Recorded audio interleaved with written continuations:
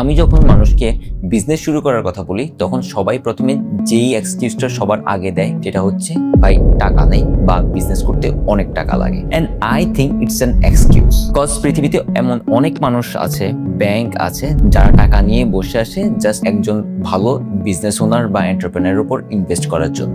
আপনার কাছে যদি একটা ভালো আইডিয়া থাকে এন্ড সেই বিজনেসটাকে প্রফিটেবলি রান করার মতো স্কিল এন্ড কম্পিটেন্স থাকে, তাহলে ক্যাপিটাল জোগাড় করা বা অন্য কারো কাছ থেকে টাকা এনে লেভারেজড মানি হিসেবে ইউজ করাটা মোটেও সমস্যা না।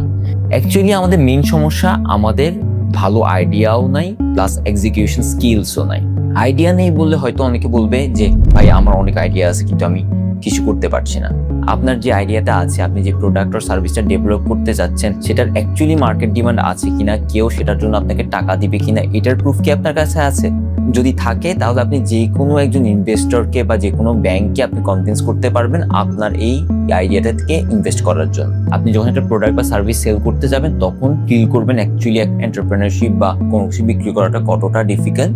আমি পার্সোনালি গত 5-6 বছরে অনেক কিছু বিক্রি করে আসছি এন্ড আমি জানি কাউকে কোনো একটা প্রোডাক্ট সেল করাটা কতটা ডিফিকাল্ট এন্ড আমি কনস্ট্যান্টলি এটা শিখছি। সো আপনাদের কারোর যদি বিজনেস শুরু করার ইচ্ছা থাকে আমি আপনাদেরকে বলবো আপনাদের স্কিল, নলেজ, এক্সপার্টিস ডেভেলপ করার দিকে মনোযোগ দিতে।